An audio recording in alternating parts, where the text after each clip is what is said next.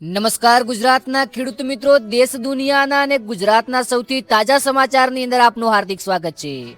આજના સૌથી મોટા સમાચારની વાત કરવામાં આવે તો સોના ચાંદીના ભાવમાં વધઘટ જોવા મળી। ખાતરની અંદર એક મોટી ખુશખબર ખેડૂતો માટે। ડીએપી ખાતર અને યુરિયા ખાતર માટે એક સારા સમાચાર સામે આવ્યા। પીએમ કિસાન યોજનાને લઈને વાત કરીએ। હવામાન વિભાગ દ્વારા કયા વિસ્તારોની અંદર આગાહી આપી છે વાત કરવામાં આવે તો સબસ્ક્રાઇબ કરી લાઈક કરી નાખજો। કયા ગામથી અથવા તાલુકાથી વિડીયો જુઓ છો કોમેન્ટની અંદર નામ લખી નાખજો। હાલમાં થાઈલેન્ડથી એક સૌથી દુઃખદ સમાચાર ભારતીયો માટે આવ્યા। થાઈલેન્ડમાં 3 ભારતીય પ્રવાસીઓનું અપહરણ, 5 ભારતીયોની ધરપકડ। પાકિસ્તાનના કહેવા પર અપહરણ કર્યું। સસ્તા ટૂર પેકેજની લાલચ આપીને પોતાને બોલાવ્યા હતા। ગુજરાતમાં વરસાદને લઈને મોટા સમાચાર। 4 સિસ્ટમ સક્રિય થતા કાલથી વરસાદનું જોર વધશે। 31 જુલાઈએ અમદાવાદ, સુરત સહિત 8 જિલ્લાઓમાં રેડ એલર્ટ। ધોલેરા પંથકમાં ચારે તરફ પાણી જ અને ખરેખર હાલમાં આગાહી આપવામાં આવી છે। ગુરુ પૂર્ણિમાના દિવસે એક બન્યો અનોખો બનાવ। ગુરુ પૂર્ણિમાએ ગુરુ બન્યા હેવાન। સુરતમાં ઓપન હાર્ટ સર્જરી થયેલા 6 વર્ષના માસૂમને સોટીથી માર માર્યો। કપડાં બદલતા વાંસા પર નિશાન, થીજી ગયેલું લોહી જોઈતા માતા ચોંકી ગયા।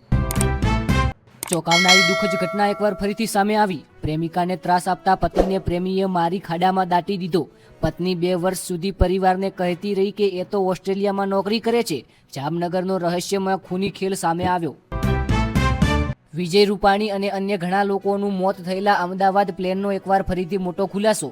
અમદાવાદ વિમાન દુર્ઘટનાનું કારણ ફ્યુલ સ્વિચમાં ખરાબી નથી। સરકારે સંસદમાં જણાવ્યું। પહેલા દાવો હતો કે આ જ કારણથી એન્જિન બંધ થયા હતા। ચાંદીપુરા વાયરસથી સાવધાન થઈ જજો। ચાંદીપુરા વાયરસથી મહેસાણા જિલ્લામાં વધુ એક મોત। બહુચરાજીના દેલવાડાની 4 વર્ષની બાળકીએ વડનગર સિવિલમાં દમ તોડ્યો। કુલ 14 મોત થયા। સોના ચાંદીના ભાવમાં એકવાર ફરીથી વધઘટ અને ચડાવ જોવા મળ્યો છે। ચાંદી 1270થી મોઘી થઈને 2.19 લાખ પર પહોંચી, જ્યારે 10 ગ્રામ સોનાનો ભાવ 178 વધીને 1.42 લાખ।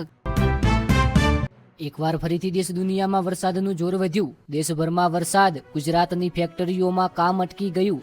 મધ્યપ્રદેશ, છત્તીસગઢમાં રેડ એલર્ટ આપવામાં આવ્યું, જ્યારે 2 દિવસ માટે ચારધામ યાત્રા રોકવામાં આવી। ગુજરાતમાં હવામાનને લઈને વાત કરવામાં આવે કયા વિસ્તારોની અંદર રેડ એલર્ટ છે અને કયા વિસ્તારોની અંદર યલો એલર્ટ આપવામાં આવ્યું છે તે પહેલાં જાણી લઈએ તો ગુજરાતમાં આગામી 30 જુલાઈથી 2 ઓગસ્ટ દરમિયાન ભારેથી અતિભારે વરસાદ પડવાની સંભાવના છે।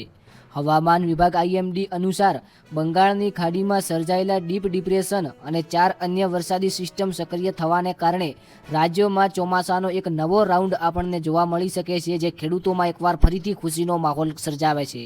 આ દરમિયાન મધ્યપ્રદેશની સરહદને અડીને આવેલા જિલ્લા અને દક્ષિણ ગુજરાતમાં સૌથી વધુ પ્રચંડ વરસાદ ખાબકી શકે છે। હાલમાં રાજ્યમાં સામાન્ય કરતાં 8% વધુ વરસાદ નોંધાઈ ચૂક્યો છે। અને વાત કરવામાં આવે કયા વિસ્તારોની અંદર, કયા જિલ્લાઓની અંદર રેડ એલર્ટ આપવામાં આવ્યું છે, એટલે કે અત્યંત ભારે વરસાદનું, તો 31 જુલાઈએ છોટાઉદેપુર અને નર્મદા જિલ્લા પ્રચંડ વરસાદની સંભાવના સાથે રેડ એલર્ટ જાહેર કર્યું છે। એટલે કે આ વિસ્તારની અંદર અત્યંત ભારે વરસાદ પડવાની સંભાવના છે। ત્યારબાદ ઓરેન્જ એલર્ટની વાત કરીએ, એટલે કે ભારેથી અતિભારે વરસાદની કયા જિલ્લાઓની અંદર, કયા વિસ્તારોની અંદર છે। 20 જુલાઈએ દક્ષિણ ગુજરાતના નર્મદા, તાપી અને ડાંગ જિલ્લામાં 5 થી 10 ઇંચ વરસાદની સંભાવના છે। ત્યારબાદ 31 જુલાઈએ પંચમહાલ, દાહોદ અને વડોદરા જિલ્લાઓમાં ઓરેન્જ એલર્ટ રહેશે। 1 ઓગસ્ટની વાત કરવામાં આવે તો આણંદ, વડોદરા, છોટાઉદેપુર, ભરૂચ અને નર્મદા જિલ્લામાં ભારેથી અતિભારે વરસાદ પડી શકે છે। ત્યારબાદ યલો એલર્ટ એટલે કે ભારે વરસાદની કયા વિસ્તારોની અંદર આગાહી છે। અમદાવાદ, ગાંધીનગર, સુરત, ભરૂચ અને નવસારીમાં 30 અને 31 જુલાઈ દરમિયાન ધોધમાર વરસાદની શક્યતા જોવા મળી શકે છે। ઉત્તર ગુજરાતની અંદર વાત કરવામાં આવે તો બનાસકાંઠા, સાબરકાંઠા, અરવલ્લી અને સૌરાષ્ટ્રના રાજકોટ, જામનગર, અમરેલી, ભાવનગર અને બોટાદ જિલ્લામાં પણ છૂટાછવાયા સ્થળોએ છૂટાછવાયા વરસાદના છાપટા પડી શકે છે। અને ખાસ કરીને હાલમાં તમને જે વિસ્તારો જણાવ્યા કે આ વિસ્તારોની અંદર રેડ એલર્ટ, યલો એલર્ટ અને ઓરેન્જ એલર્ટ આપવામાં આવ્યું છે।